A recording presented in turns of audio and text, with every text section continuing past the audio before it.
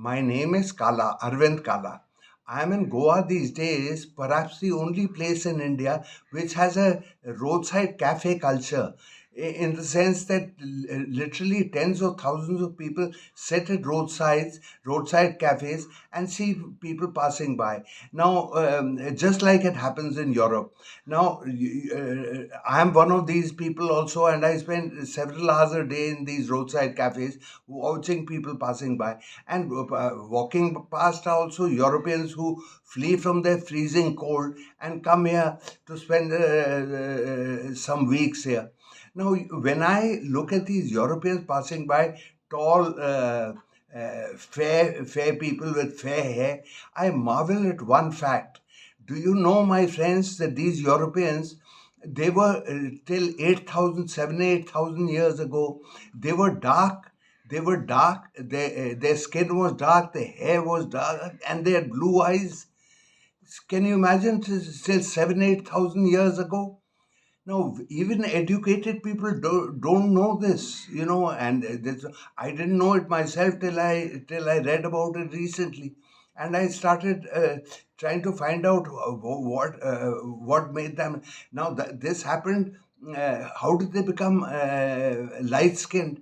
Well, it happened over millennia, over thousands of years. All human beings originated in East Africa and in Kenya and Ethiopia, and they were hunter gatherers, meaning they didn't farm for food. There was no farming then.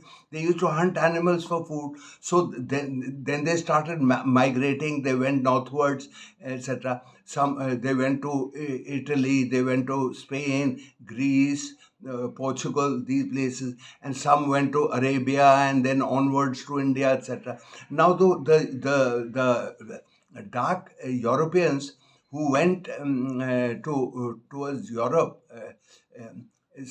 their skin lightened over millennia, because the dark skin suited them in Africa, because it was better able to withstand ultraviolet radiation and to synthesize vitamin D. Now, as they moved northwards into Europe, France, and Germany, etc., their skin lightened to better absorb vitamin D. And this happened over 8,000 years ago, over 8,000 years, and different people evolved differently. Now, you look at Tibetans or Chinese or Japanese or Koreans or Taiwanese.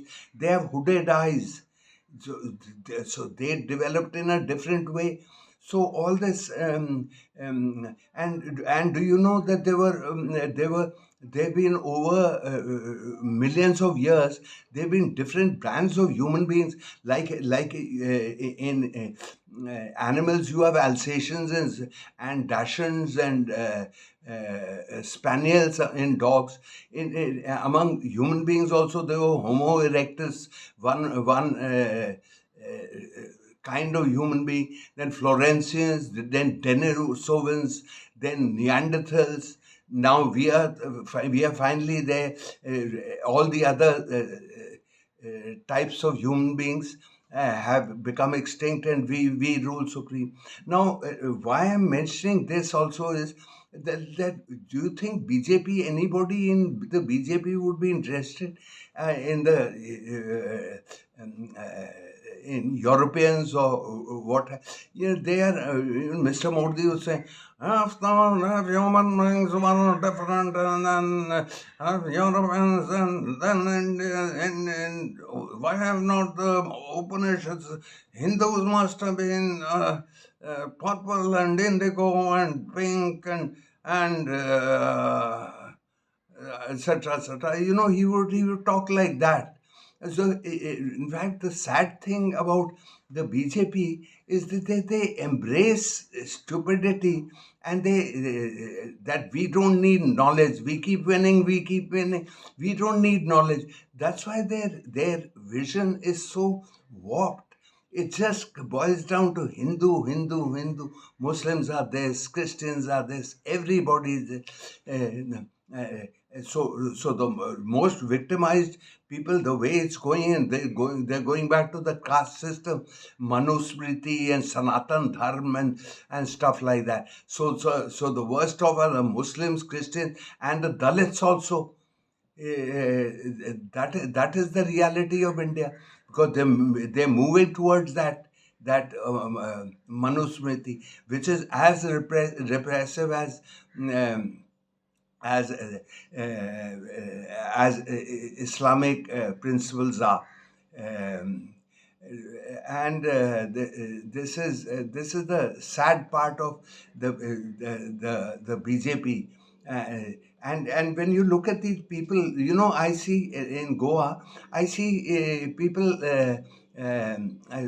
from the northeast, also from Sikkim or Nagaland or Meghalaya, etc. And you'll find that they have these hooded eyes, etc. And they look Chinese. Well, they are our northeast people. Where have they come from? They've come from Myanmar. They've come from Cambodia. They've come from Tibet. They've come from China. All these people, I mean, people are a mix, yeah. These lines between India and these are man-made lines which divide the world. Before nations came into being, and nations came to be just 300-400 years ago maximum. People's movement was free. So you could go from here to there and there to here. So that is what now all these northeasterners, they're hairless. Now the hairy people like Arabs and Punjabis and Haryana people, etc., and they're completely people free of body hair, which includes Europeans also. Now Tibetans or indigenous Indians, the Red Indians of America, and one thing with these mongoloid races, with those slit eyes, they don't lose hair. You'll find Mr. Modi's got a big bald patch here. When he walks in the sun, his the top of his head glistens. You know, in fact, he would look better if he shaved his head clean. He'd look smarter. But that's an aside. So people come. Imagine people in Sikkim and the northeast. They don't lose their hair. Tibetans, Japanese, or Koreans or Taiwanese. These are all very interesting things. But BJP is not interested in knowledge and research or nothing. They're only interested in Hindu, Hindu, Hindu, Hindu. They've really brought India to a miserable state. The kind of public dialogue that happens, the whole place has become Modiized, BJPized. All of India, the level of conversation here has really plummeted in the 11 years that Mr. Modi has been in power. I'm sitting in Goa. I just wish I could move to South India, anywhere in South India, no, any place but Delhi, where I'm surrounded by the BJP in Delhi, BJP in Uttarakhand, BJP in UP, BJP in Haryana. Everywhere I'm surrounded by this communal nonsense. No interest. They're lousy, lousy, lousy. Okay, friends. I think I'll bid you farewell. See you later, alligator.